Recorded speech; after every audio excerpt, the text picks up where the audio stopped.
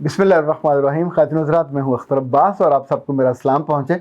बहुत दफ़ा ऐसा होता है कि कुछ लोग जब वापस आते हैं कई महीनों के बाद, तो आके या लड़का या लड़की ये ज़रूर पूछते हैं कि सर, आपको इतने माह पहले जब हम आपके पास आए थे तो कैसे पता चला था कि हम ये गलती ज़रूर करेंगे और ये मामला यूँ जाने की बजाय यूँ चला जाएगा या यूँ चला जाएगा।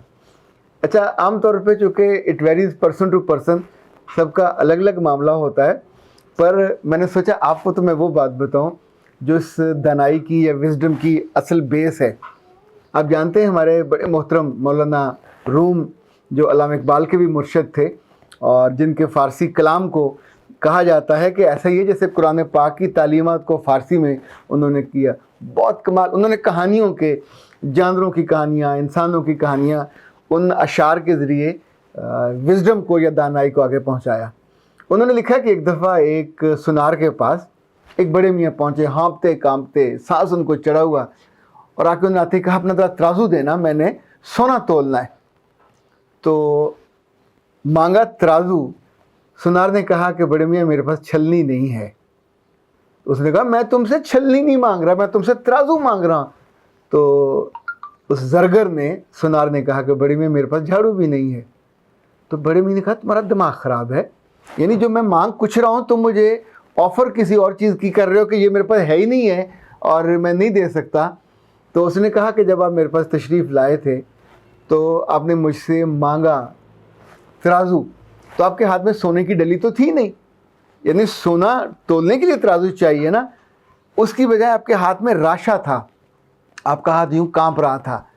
तो देन आई थॉट कि आपके पास सोने के ज़र्रात होंगे, जैसे वो भूरा सा होता है मट्टी में या किसी चीज़ में सोने के ज़र्रे मिले हों, तो आपने उनको तोलना होगा। अच्छा, जब वो आप तोलने की कोशिश करेंगे तो वो आपका हाथ हिलेगा तो वो नीचे गिर जाएगा। अब नीचे गिरेगा तो आपको झाड़ू की ज़रूरत पड़ेगी, और मेरे पास दोनों चीज़ें नहीं हैं, ना छलनी है ना झाड़ू है।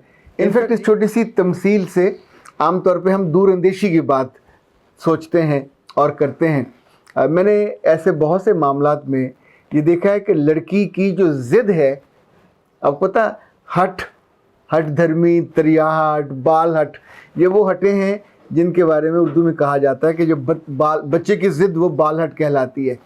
अच्छा, एक जहर वाली होती है ज़िद। जो औरत की ज़िद है ये भी मुस्तामल है उन मानों में कि ये घर बर्बाद कर देती है, ज़िंदगी बर्बाद कर देती है। ऐसी औरत की ज़िद के लिए कोई उम्र नहीं चाहिए। ये किसी भी उम्र में ज़िद हो सकती है, किसी एक बात पे हो सकती है, किसी एक तर्ज़ अमल पे हो सकती है, और उसके बाद मैंने ऐसी औरतें देखी हैं कि जिनके 4-4, 5-5 बच्चे हैं और उनके अंदर वो नरमी और मोहब्बत नहीं उतरती। वो अपने मियाँ के मामले में ऐसी ज़िद पकड़ लेती हैं कि मुझे इसके साथ नहीं रहना। उस लम्हे वो ये भी नहीं सोचती कि आने वाले दिनों में ये बच्चे जो अपने उस नापसंदीदा मियाँ की वजह से राज कर रहे थे, उनकी तालीम चल रही थी, उनका घर में एक बिल्कुल सुकून और मज़ा था।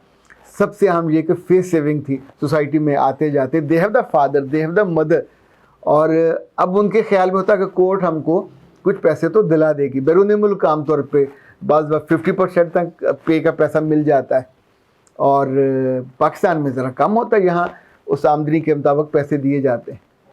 लेकिन उन्हें कभी समझ नहीं आता कि जब मियाँ घर में नहीं होता तो बच्चों की बेराह रवी सबसे पहले लाजिम हो जाती है, चाहे वो बेटियाँ हों चाहे बेटे हों।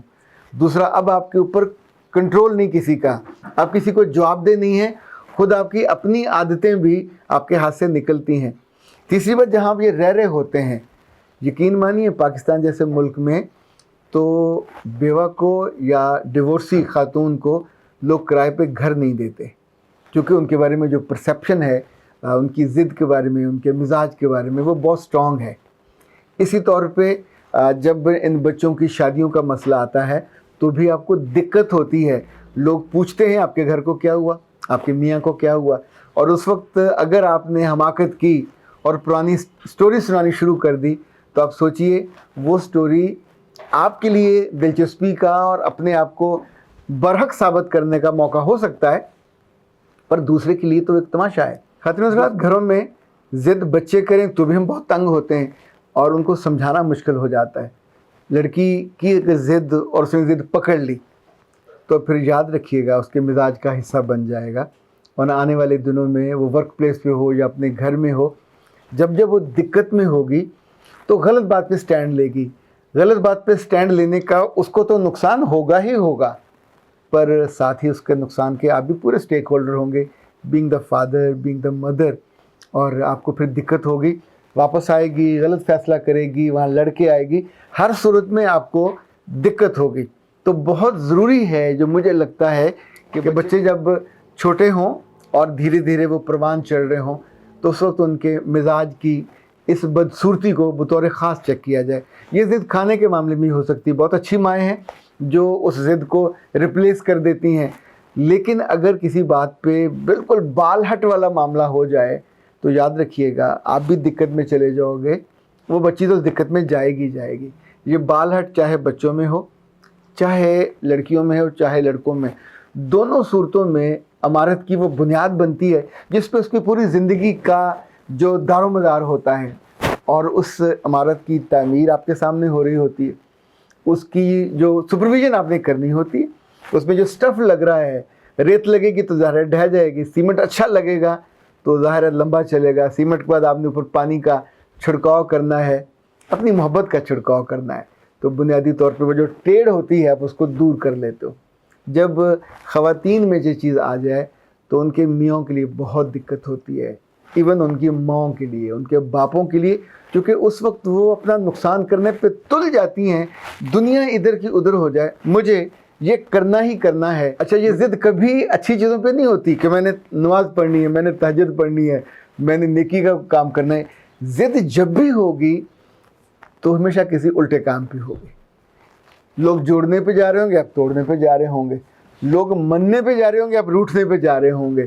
یعنی اس میں ایسا ایک منفی دائیا ہوتا ہے جو آپ کی زندگی کو، آپ کی خوشیوں کو، آپ کے سکھ کو نہ صرف برباد کرتا ہے، آپ کے اپنی زبان کے ہاتھوں، اور زبان کے پیچھے وہ جو عرصے سے آپ ایک معمول کا حصہ تھے، ضد کا، تریاہٹ کا اور کڑواہٹ کا، وہ سارے ہولے ہولے وہ پھل بنتے ہیں جس کی کڑواہٹ آپ کی زبان کو، آپ کی آنکھوں کو، آپ کے کانوں کو، آپ کے سارے رشتوں کو جو آپ نے پیدا کیے ہوتے ہیں یا جو آپ جن کے ساتھ ہوتے ہیں اور وہ آپ کے رشتے میں ہوتے ہیں، بھائی ہو سکتے ہیں، بہنیں ہو سکتی ہیں، ماں باپ ہو سکتے ہیں. ظاہر ہے جب آپ کو تکلیف ہوتی ہے تو وہ ٹرانسفر ہوتی ہے، سب کو جاتی ہے.